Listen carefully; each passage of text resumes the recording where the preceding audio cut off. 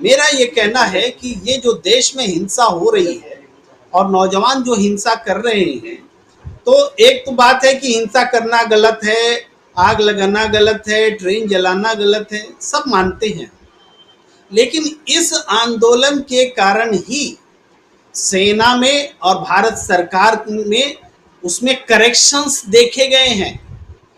वो सेना जो अपनी जिसकी वेबसाइट पर लिखा हुआ है कि अग्निवीर अगर वीर गति को प्राप्त होते हैं तो उनको 44 लाख रुपए मिलेंगे, हमारे 3 सेना प्रमुख आकर घोषणा करते हैं कि 1 करोड़ देंगे।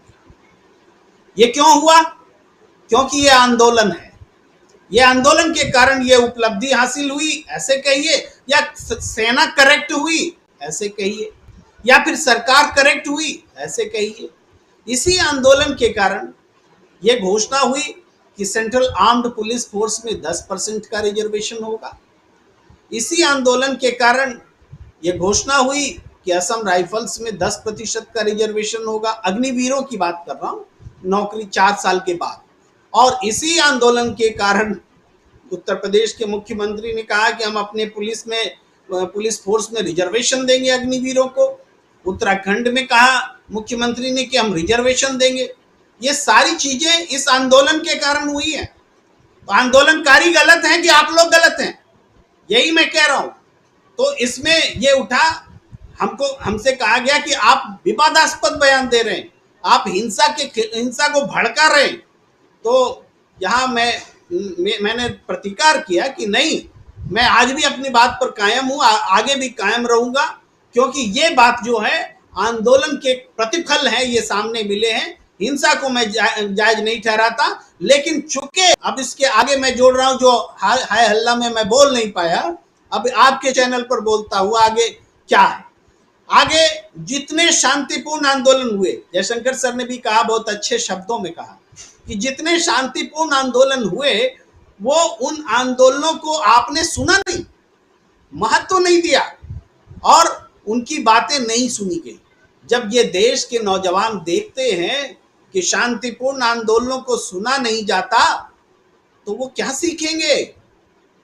वो नेचुरली जिस राह पर चले हैं, वो उनको अचानक से कोई सपना नहीं आया कि आगजनी करना है। उनको लगा कि जब 13 महीने में कुछ नहीं हो सकता, तो हम देखते हैं हम क्या कर सकते हैं। ये एक तरह से सुसाइडल स्टेप होता है। देश की संपत्ति को आग लगाना ये सुसाइडल स्टेप है, और व्यक्ति आत्महत्या करता है व्यक्तिगत कारणों से, लेकिन राष्ट्रीय परिप्रेक्ष्य में युवा आत्महत्या कर रहा है इन घटनाओं में। इस रूप में मैं इस घटना को लेता हूं कि देश के युवा आगजनी करके वास्तव में आत्महत्या कर रहे हैं। इसको इस रूप में मैं परिभाषित करता हूं, देखता हूं। तो हिंसा को अगर जब कभी भी हमको कंडेम करना पड़ेगा, तो हमें ये देखना पड़ेगा कि ये हिंसा अकेले नौजवानों को जिम्मेदार मत ठहराइए। ये जो आंदोलन है, हिंसक आंदोलन, इसकी भी उपलब्धि है हमारे सामने। और अगर आपने अपने आप को और करेक्ट और जल्दी करेक्ट नहीं किया, तो आज 13 महीने नहीं लगेंगे, 1 महीने 30 दिन, यानी 1.3 मंथ्स, यानी 40 दिन से ज्यादा नहीं लगेंगे, आपको वापस लेना पड़ेगा। दूसरी बात, ये इस बात पर बोलते हुए मैं थोड़ा सा टर्न करता हूं दूसरे विषय पर, जिस पर पर्याप्त चर्चा भी हुई है, लेकिन मैं अपने विचार भी देना चाहता हूं कि सेना के प्रमुख, तीनों प्रमुख आकर के प्रेस कॉन्फ्रेंस कर रहे हैं। किस बात के लिए कर रहे हैं? एक भर्ती योजना के बारे में बयान दे रहे हैं, एक भर्ती योजना के बारे में बता रहे हैं। पूरी दुनिया की सेना पूरी दुनिया के राष्ट्राध्यक्ष सोच रहे हों कि भारत के 3 सेना प्रमुख प्रेस कॉन्फ्रेंस करने वाले हैं, कुछ बड़ी घोषणा होने वाली होगी। घोषणा क्या होती है? रिक्रूटमेंट्स के बारे में वो बयान देते हैं। ऐसा देश के इतिहास में पहले कभी नहीं हुआ। अगर ये बात बोलना सेना का अपमान है, तो वो समझे जो इसको अपमान मानते हैं, लेकिन तथ्यों को रखना, बातों को रखना किसी का अपमान नहीं होता। सेना हमारी है ना, हम क्यों अपनी सेना का अपमान करें? सेना हमारे लिए है, हमारे कारण है, हम सेना का हिस्सा है। सेना में ज्यादातर तो गरीब गुरबों के लोग रहते हैं, उस परिवार के लोग रहते हैं, और उस सेना के प्रमुखों का जिस तरीके से इस्तेमाल हुआ, वो बहुत ही पूर्ण है। क्यों? एक तो मैंने ये कहा कि तीनों सेना प्रमुखों ने ये बताया कि अग्निवीरों को हम 1 करोड़ देंगे वैसी स्थिति में जब वीर गति प्राप्त होती है। दूसरी बात, उन्होंने धमकाया। ये धमकाया वर्ड में इसलिए बोल रहा हूं, इसको स्पष्ट करना चाहता हूं, अदरवाइज गलत कंफ्यूजन भी होगा कि अगर किसी ने कोई अशांति फैलाता है, आगजनी करता है, तो उसको सेना में जगह नहीं दी जाएगी। तो ये कौन सी नई बात थी? ये नई बात कतई नहीं है।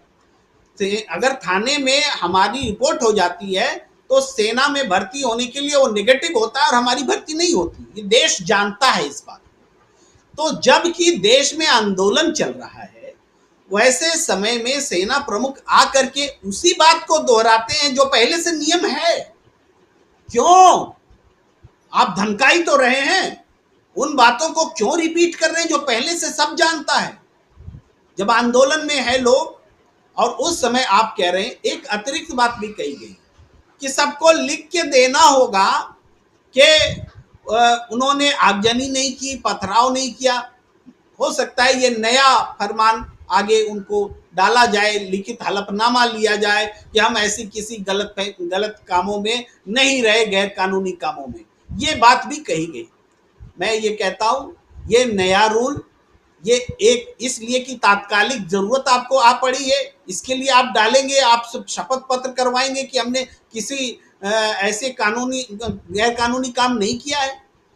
आप सेना के प्रमुखों से पूछा जा सकता है, क्या यही हलफनामा रक्षा मंत्री से लिया जा सकता है? रक्षा मंत्री तो आपका बॉस होगा, रक्षा मंत्रालय के अंतर्गत आप आ रहे हैं। रक्षा मंत्री लिख के देंगे शपथ पत्र पर कि हमने जीवन में कभी ट्रेनें नहीं जलाई, पथराव नहीं किया या कुछ ऐसा गैर कानूनी काम नहीं किया। आप नहीं कर सकते, तो वहां आप नहीं कर सकते, वहां डिसिप्लिन का क्या हुआ? और यहां आप एक अतिरिक्त प्रावधान डाल रहे हैं इसलिए कि वो आंदोलन में है। आंदोलन में नहीं होते तो आप ये अतिरिक्त प्रावधान नहीं डालते, पहले से जो बना हुआ था वही रूल होता। इन कारणों से मैं कह रहा हूं कि धमकाया गया है, आंदोलनकारियों को धमकाया गया है। तो ये बहुत खतरनाक बात है कि सिविलियन को धमकाने के लिए हमारी ही सेना का इस्तेमाल हुआ है और इसके बाद इसके बहुत बुरे परिणाम हो सकते हैं। आज हो सकता है नरेंद्र मोदी जी को बहुत अच्छे से सेना सुन रही है, उन्होंने सीडीएस बनाया है, 3 सेना अध्यक्ष बनाया है और उसके हिसाब से वो कंट्रोल कर रहे हैं। लेकिन कल को मान लीजिए कांग्रेस पार्टी की सरकार आती है, कांग्रेस पार्टी की छवि इस तरह से बना दी गई है कि सेना जो है, कांग्रेस जो है सेना के खिलाफ रहती है और ये भावना मन में भर दी गई है। तो कल अगर सेना भारत की चुनी हुई सरकार जो कांग्रेस नेतृत्व कर रही होगी उसकी नाफरमानी करने लगे, मैं एक काल्पनिक बातें कर रहा हूं लेकिन रियलिटी से दूर नहीं है, क्योंकि एक घटना घटी है जिसमें सेना का सिविलियन को धमकाने के लिए इस्तेमाल हुआ है। ये बात मैं कह रहा हूं, इसको मैं समझा रहा हूं कि धमकाना इन्वर्टेड कॉमा में समझिए जब तक कि मेरी बात समझ में नहीं आती है। तो ये धमकाना हुआ है, ये 2-3 बातें एकदम स्पष्ट रूप से हुई है, ये गलत हुई है। और इसको तीसरी बात है कि ये जो पूरा सेना भर्ती अग्निपथ की जो योजना है, इसमें एक बहुत महत्वपूर्ण बात मैं बोलना चाहता हूं, अगर राजीव जी समय इजाजत दे रहा है और मुझे इजाजत है तो एक बहुत महत्वपूर्ण बात मैं बोल रहा हूं। मैं आते आते एक कैलकुलेशन कर रहा था, कैलकुलेशन ये है कि अग्निवीरों को पूरे साल में, पहले साल में कितनी तनख्वाह दी जाएगी, वो 3,60,000। दूसरे साल में कितनी दी जाएगी, 3,96,000। तीसरे साल में 4,38,000, चौथे साल में 4,80,000 और सब जोड़ लें तो 16,74,000 रुपए 4 साल में अग्निवीर वेतन के तौर पर हासिल करेंगे। अब इसको मैंने ये भी जोड़ लिया कि 10% जो इनके हिस्से से ही काटेंगे और सरकार देगी, जो जयशंकर सर कर रहे हैं। कहीं ऐसा होगा, कहीं सर ऐसा कहीं नहीं है, स्पष्ट रूप से कह दिया गया है कि ये तनख्वाह प्लस इनका जो कंट्रीब्यूशन होगा उसका उतना ही अमाउंट उधर से, वो जोड़ करके मैंने निकाला 26,76,600 रुपए एक व्यक्ति को पूरे 4 साल में मिलेगा, सरकारी कंट्रीब्यूशन भी जोड़ लिया। तो ये 26,76,600 जो है अमाउंट है, इसको मैंने 46,000 से गुना कर दिया। अमाउंट आया 12,312 करोड़ 36 लाख। 12,312 करोड़ 36 लाख। अब बोलेंगे मैं नाहक ये गुना भाग आपको क्यों बता रहा हूं, इसके मतलब है इसलिए मैं बता रहा हूं, यूं ही गुना भाग नहीं कर रहा। अब एक चौथाई हिस्सा जो सेना में कंटिन्यू करेगी उसके वेतन पर खर्च होगा 4,104 करोड़ 12 लाख। तो अब ये एक्चुअल में समझिए कि ये जो एक चौथाई सेना होगी उसके वेतन में, क्योंकि 3/4 जो अग्निवीर होंगे उसको तो हम यूज ही नहीं करेंगे, उस पर जो हमने इन्वेस्टमेंट किया 12,312 करोड़ में 4,000 करोड़ हटा दीजिए, लगभग 8,000 करोड़ से जो ज्यादा का अमाउंट आता है वो इन्वेस्टमेंट हम वेतन का इन्वेस्टमेंट, मैं प्रशिक्षण का और दूसरी चीजों की बात नहीं कर रहा, सिर्फ वेतन का इन्वेस्टमेंट हम छोड़ दे रहे हैं कि ले जाओ कहीं और इसको यूज करो, हमारे यूज के लायक नहीं है। ये कौन सी बुद्धिमत्तापूर्ण भर्ती है जिसमें 3/4 पर हम इतना बड़ा ह्यूज इन्वेस्टमेंट कर रहे हैं और उस ह्यूज इन्वेस्टमेंट को यूज करने के लिए किसी और के पास उसको धकेल रहे हैं, और हमारे बीजेपी के नेता उसको नाई बनवाएंगे, उनसे बाल कटवाएंगे, अपना सौंदर्यीकरण कराएंगे, या हमारे बीजेपी के नेता अपने दफ्तर में उनको कैंटीन में बैठाएंगे। ये इतना इन्वेस्टमेंट करने के बाद उनका ये यूज होगा, ये बहुत गंभीर बात है राजीव जी, इसलिए मैंने ये आंकड़े आपको पूरी तरह से गणित करके बताया कि ये बड़ा इन्वेस्टमेंट बेकार जाने वाला है।